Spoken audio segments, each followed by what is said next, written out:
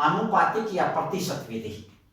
आनुपातिक या प्रतिशत विधि से क्या अभिप्राय है कि मान में होने वाले प्रतिशत परिवर्तन को कीमत में होने वाले प्रतिशत परिवर्तन से भाग दे दिया जाता है, तो वो आती है हमारी आनुपातिक या प्रतिशत विधि। यानी मान में प्रतिशत परिवर्तन बटे कीमत में प्रतिशत परिवर्तन, ये इसका फॉर्मूला है। एडी इज इक्वल टू, यहां पर ये नेगेटिव का सिंबल है, ऋणात्मक है यहां पर, जिसको हम घटा का चिन्ह बोलते हैं। मान में प्रतिशत परिवर्तन बटे कीमत में प्रतिशत परिवर्तन। अब हमने मान में प्रतिशत परिवर्तन कैसे निकालेंगे? हम मान में प्रतिशत परिवर्तन निकालने के लिए हम मान में परिवर्तन बटे प्रारंभिक मान गुणा 100, गुणा में 100 कर देते हैं तो प्रतिशत निकल आता है, और जब हम प्रतिशत के भाग में 100 कर देते हैं तो अमाउंट निकल आती है। तो यहाँ पर हमने जैसे मान में प्रतिशत परिवर्तन को ज्ञात करने के लिए मान में परिवर्तन को ज्ञात करना है, मान में परिवर्तन बटे प्रारंभिक मान गुणा 100 और कीमत में परिवर्तन बटे प्रारंभिक कीमत गुणा 100। यहाँ पर अब मान में परिवर्तन या कीमत में परिवर्तन कैसे हमें पता चलेगा, ये कैसे निकालेंगे हम? देखो 100 से 100 कैंसिल हो जाता है और यहाँ पर Q1 minus Q upon Q upon whole upon P1 minus P upon P, यानी ये Q1 क्या है? Q1 का अर्थ है भाई नई मात्रा, नई जो मांगी गई मात्रा वो है। Q का अर्थ है प्रारंभिक मात्रा जो शुरू में मांगी गई थी, अपॉन Q का अर्थ है प्रारंभिक जो मान है वो। ऐसे ही P1 का अर्थ है नई कीमत माइनस P यानी पुरानी कीमत बटे पुरानी कीमत यानी प्रारंभिक कीमत। जब Q1 में से हम Q कर देंगे तो ये आ जाएगा चेंज इन Q यानी मान में परिवर्तन, और P1 में से जब हम P को घटा देंगे तो ये आ जाएगा चेंज इन P यानी कीमत में परिवर्तन। तो हम ये आ जाएगा change in Q upon Q और change in Q upon Q wall upon change in P upon P।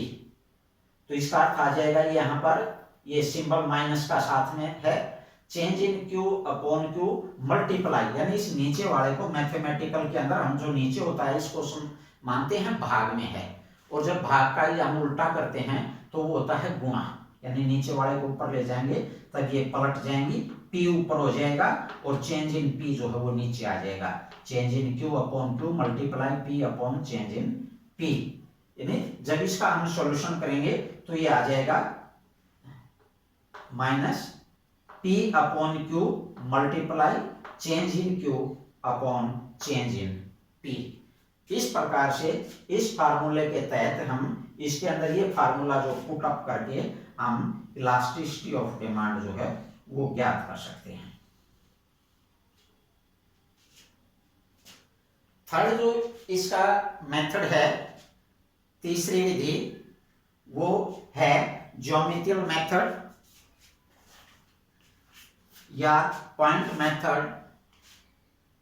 इसके लिए क्या है ज्योमेट्री या पॉइंट मेथड? ज्योमेट्री या पॉइंट मेथड के अंदर हम मान वक्र के बिंदुओं पर कीमत लोच के प्रभाव को ज्ञात करते हैं।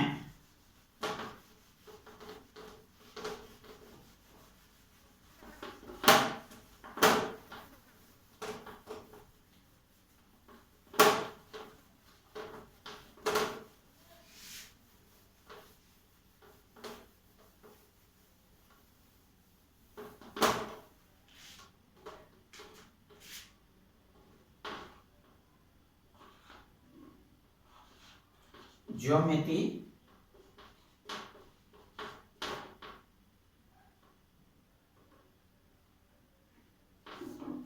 ज्योमेट्रीय जो लोच है कि उसको मापने का क्या फॉर्मूला है? देखो इसके अंदर हम मान वक्र के बिंदुओं पर मान की कीमत लोच किस प्रकार से मापी जाती है। जैसे ये डायग्राम है OX और ये OY है, इसके अंदर जैसे ये DD मान वक्र है। अब मान वक्र दो तरह के हो सकते हैं, एक तो मान वक्र जब सीधी रेखा के रूप में हो, और तब एक मान वक्र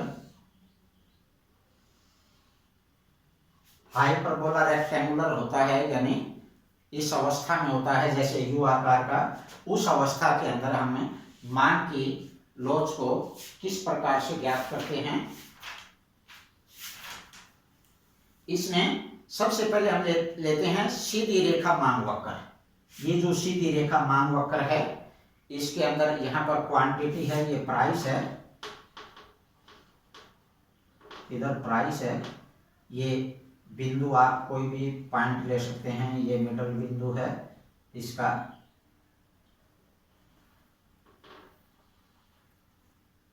जैसे ये M है, ये N है, ये A, B और C, ये 5 पॉइंट लिए हैं। सबसे पहले हम देखते हैं जब मान वक्र सीधी रेखा के रूप में होता है तब विभिन्न बिंदुओं पर मान की लोच किस प्रकार से होती है। सबसे पहले अगर हम देखें इस बिंदु के ऊपर, इसमें मान वक्र निकालने का फॉर्मूला क्या होता है कि बिंदु से, जो बिंदु पॉइंट है, बिंदु से निचला हिस्सा, निचला भाग और बिंदु से ऊपरी भाग, ऊपरी भाग, ये देखते हैं हम। मान लिया हम बी बिंदु के ऊपर मान की लोच ज्ञात करना चाहते हैं, तो बी का निचला हिस्सा BN, BN बटे BM, BM, ये दोनों हम देखेंगे कि मान वक्र इस बिंदु से इतना ही ऊपर है, इतना ही नीचे है, यानी दोनों समान हैं, तो इसका अर्थ है 1। तो इसका अभिप्राय है बी बिंदु के ऊपर elasticity of demand is equal to 1, यानी यहाँ पर मान की लोच इकाई के बराबर है।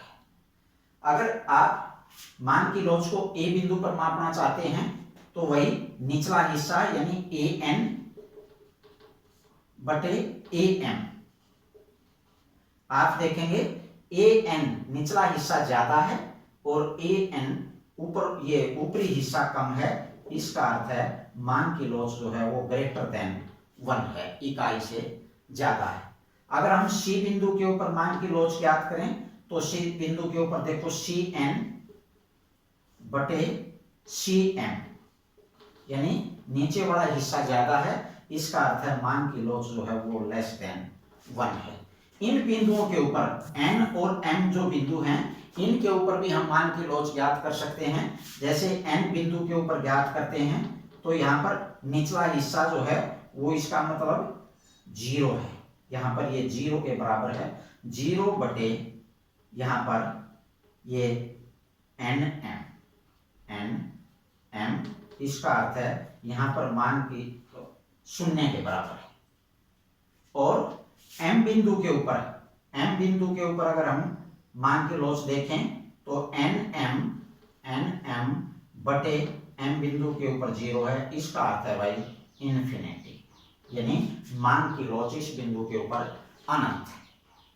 तो ये था किसी जो मान वक्र जब एक सीधी रेखा के रूप में हो तब इकाई जो है उसकी लोच की श्रेणियां किस प्रकार से ज्ञात करते हैं, और जब मान वक्र एक सीधी रेखा न हो तब किस प्रकार से ज्ञात करते हैं।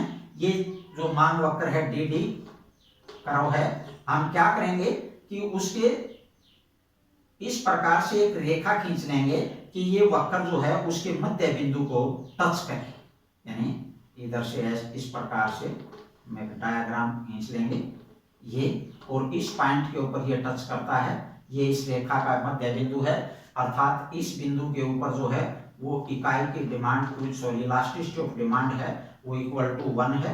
नीचे वाले हिस्से के अंदर elasticity of demand less than 1 होगी और ऊपर वाले हिस्से के अंदर इलास्टिसिटी ऑफ डिमांड जो है वो ग्रेटर देन 1 होगी। इसको भी आप जिस प्रकार से हमने इन पॉइंटों को सिंबल करके ये निकाला था, ठीक उसी प्रकार से आप इसमें भी मान लिया ये OX अक्ष है, इसके ऊपर वही क्वांटिटी है, इसके ऊपर प्राइस है, और यहाँ पर ये M बिंदु है, यहाँ पर N बिंदु है, ये बीच के अंदर B पॉइंट है।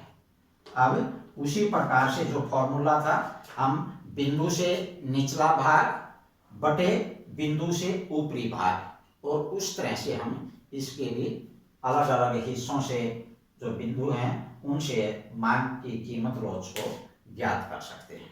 तो ये था आज का हमारा जो टॉपिक है कि कीमत लॉज का माप।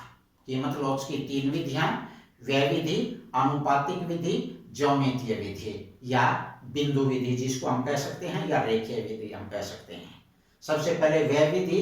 व्यय विधि के अंदर हमने क्या देखा कि कुल व्यय विधि के अंदर कीमत में होने वाले परिवर्तन से कुल व्यय पर क्या प्रभाव पड़ता है। अगर कुल व्यय स्थिर रहता है तो मांग की कीमत लॉज इकाई के बराबर होती है। कुल व्यय बढ़ जाता है कीमत के कम होने पर तो इकाई से ज्यादा, और कीमत के कम होने पर कुल व्यय कम हो जाता है तो लेस देन 1 यानी इकाई से कम थे।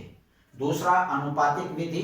अनुपातिक विधि के अंदर हमने किस प्रकार से ज्ञात करना है, इसका फॉर्मूला है मांग में प्रतिशत परिवर्तन अपॉन कीमत में प्रतिशत परिवर्तन, यानी P upon Q multiple change in Q upon change in P। इस फार्मूले से हम होने वाले इसके आगे जो एग्जाम्पल हैं, कुछ एग्जाम्पल मैं आपको करने के लिए दूंगा और आपने वो करके भेजने हैं, वो एग्जाम्पल करेंगे। तीसरा था ज्यामितीय मेथड या पॉइंटिव मेथड। इसके अंदर हम मांग की जो वक्र है उसके विभिन्न बिंदुओं के माध्यम से हम ये देख सकते हैं मांग की लॉज की क्या परिस्थिति है। इसमें जैसे अलग अलग जो बिंदु हैं, फॉर्मूला है कि जो बिंदु है उससे रेखा बिंदु हम कह सकते हैं उसका निचला भाग बटे रेखा बिंदु का ऊपरी भाग, और उसको हम भाग करके मांग की लॉज ज्ञात कर सकते हैं। जैसे जब मांग वक्र एक सीधी रेखा के रूप में है तब हमने इसके अलग अलग जो बिंदुओं से, जैसे जो ABC और NM पॉइंट हैं उनके ऊपर हमने मांग की जो कीमत लॉज है उसके अलग अलग माप को देखा। इसी प्रकार से जब मांग वक्र सीधी रेखा न हो करके तब किस प्रकार से हम उस वक्र के साथ जो DD कर्व है, जैसे जो प्राइस लाइन करते थे हम, ठीक उसी प्रकार से एक स्पर्श रेखा खींच लेते हैं कि वो इस प्रकार से कि मध्य बिंदु को स्पर्श करती है। अगर वो स्पर्श मध्य बिंदु से ऊपर करती है तब भी हम बिंदु के हिसाब से वही नियम है कि जो पॉइंट है उसका निचला हिस्सा भाग में ऊपरी का हिस्सा। तो इस प्रकार से हमें मांग की कीमत लॉज को जब एक मांग वक्र सीधी रेखा न हो तब इस प्रकार से ज्ञात कर सकते हैं। धन्यवाद।